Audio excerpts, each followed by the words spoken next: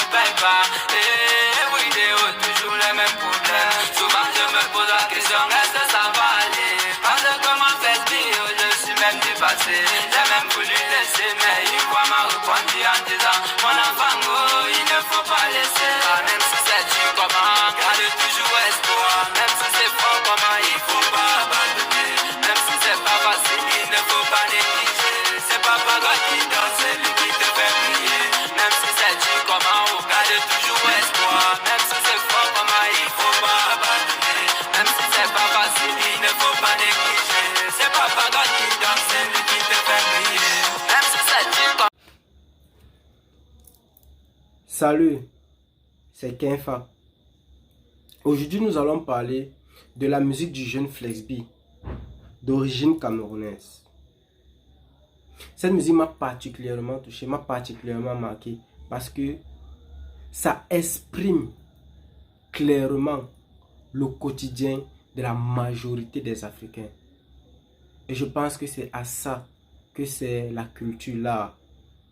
Exprimer, démontrer ou expliquer quelque chose qui soit va permettre de résoudre un problème bien précis de la société.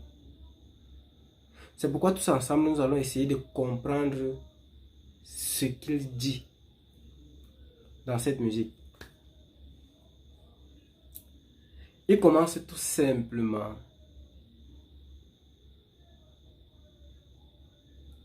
à dénoncer l'inquiétude que la plupart des Africains vivent à l'instant qu'ils perdent le sommeil. Se demander ce qu'on va manger. Se demander l'inquiétude de savoir si on va même pouvoir manger de la journée.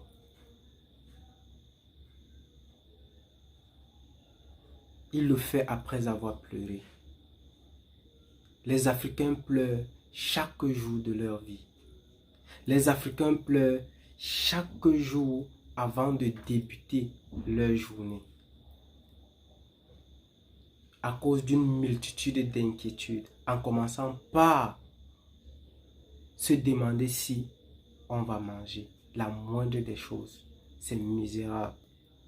Pour la nation, le continent le plus riche au monde, on a la peine à savoir encore si on va manger ou pas. Il continue en disant que malgré les efforts qu'il fournit pour pouvoir manger, il n'arrive même pas à avoir l'argent. Ou pas l'argent de l'Afrique. Ou pas la richesse de l'Afrique. Pourquoi il n'y a pas l'argent en Afrique? Question posée.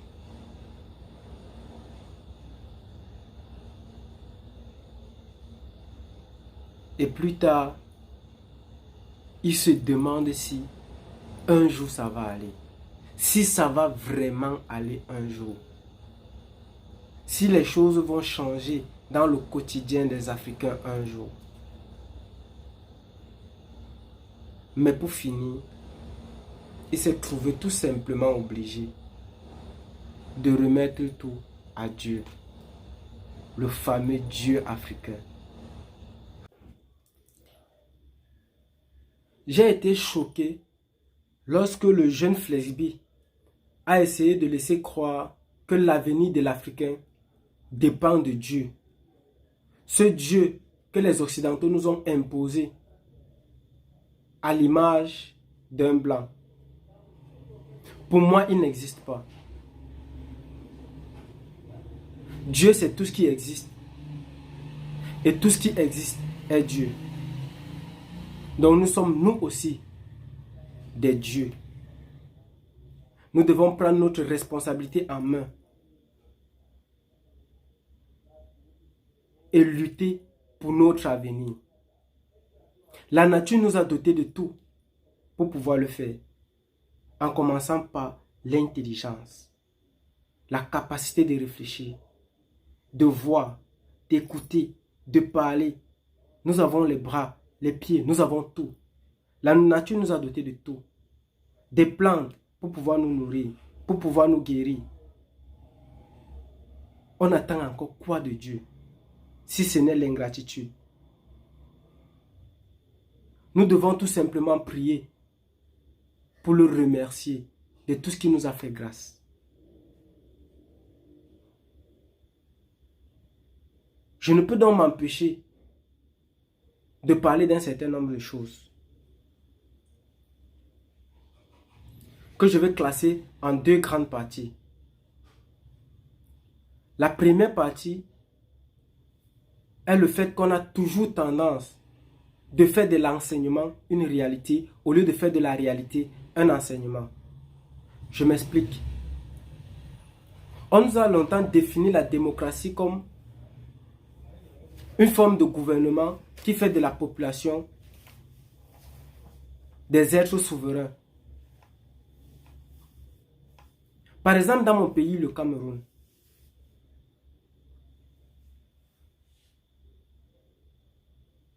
on dit que c'est un pays de démocratie.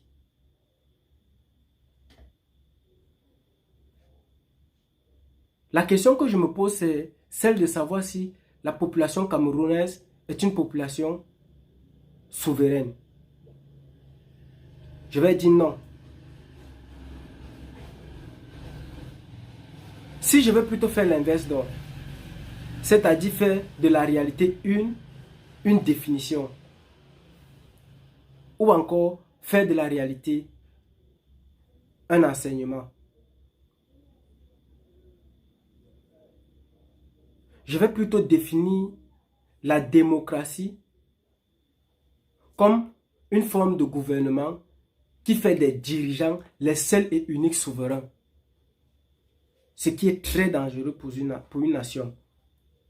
Ça c'est de un. Parce que ce sont des instruments qu'ils ont utilisés pour nous manipuler, nous endormir, afin de pouvoir nous mettre dans les circonstances dont nous sommes aujourd'hui.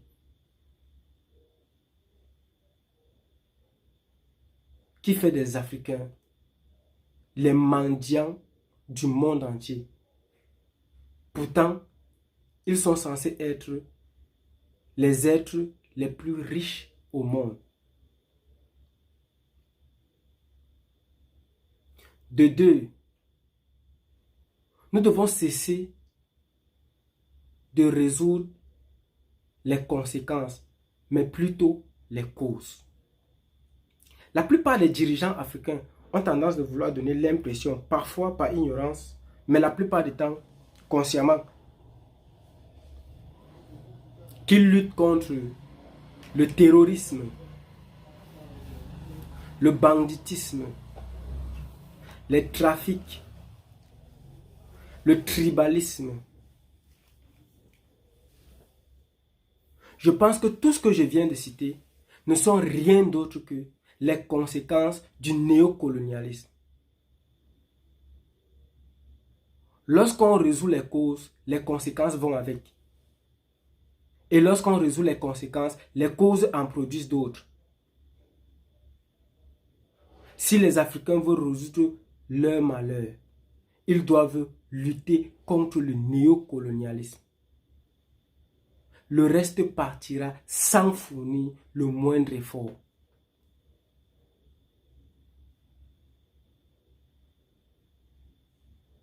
Nous avons besoin de deux outils bien précis pour faire de cette Afrique et même du monde entier le seul et unique paradis que l'univers n'a jamais connu.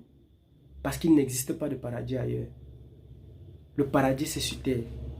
Mais les hommes sont eux-mêmes responsables de l'enfer dont ils en ont fait dans leur esprit.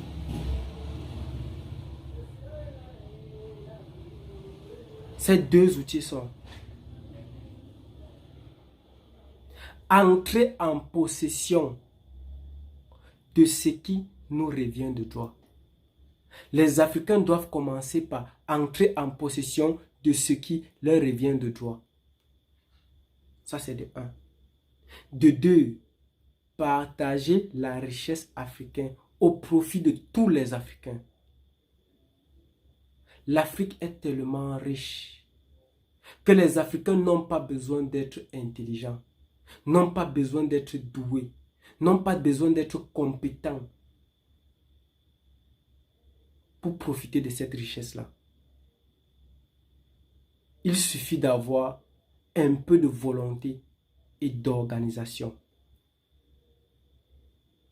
Aujourd'hui, nous voyons un peu de partout les jeunes Africains prétendent que si les Africains sont pauvres ou si les Africains souffrent, c'est parce qu'ils ne sont pas intelligents, c'est parce qu'ils ne sont pas entrepreneurs, c'est parce qu'ils n'ont pas de développement personnel assez élevé, parce qu'ils ne peuvent pas prendre soin de leur couple ou quoi que ce soit. Ce sont des histoires.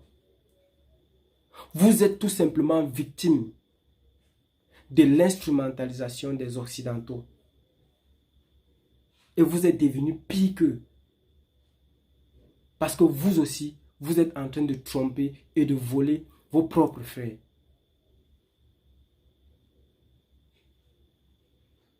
Si vous êtes aussi intelligent que ça, si vous êtes aussi compétent que ça, si vous avez un développement personnel aussi élevé que ça, vous deviez comprendre que vous êtes obligé de l'utiliser pour récupérer ce qui nous a été volé, afin que ça profite à tous les Africains.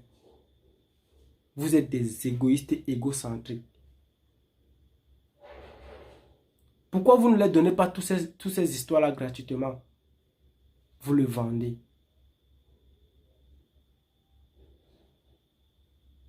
Vous essayez d'abord de leur faire croire qu'ils sont moins intelligents, moins compétents, inférieurs à vous et aux autres.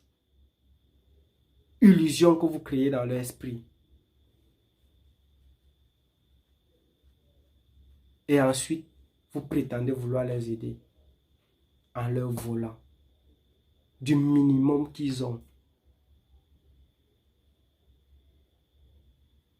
Allez, luttez, battez-vous pour récupérer ce qui vous revient de droit,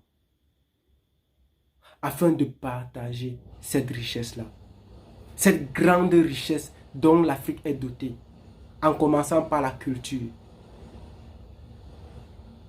par le côté spirituel, par les richesses minières.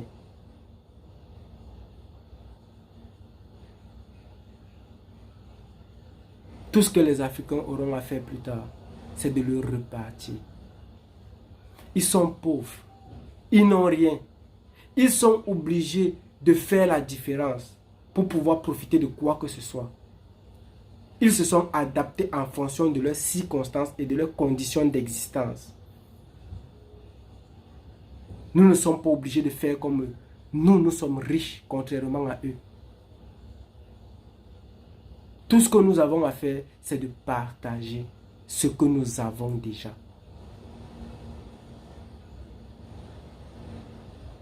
Merci beaucoup. N'oubliez pas, n'oubliez surtout pas que tout juste après, il y aura comme toujours un extrait de la pensée de Thomas Sankara par rapport au sujet. Merci beaucoup. À très bientôt. Et proclame avec nous que l'esclave qui n'est pas capable d'assumer sa révolte ne mérite pas que l'on s'apitoie sur son sort. Cet esclave répondra seul de son malheur s'il se fait des illusions sur la condescendance suspecte d'un maître qui prétend l'affranchir. Seule la lutte libère.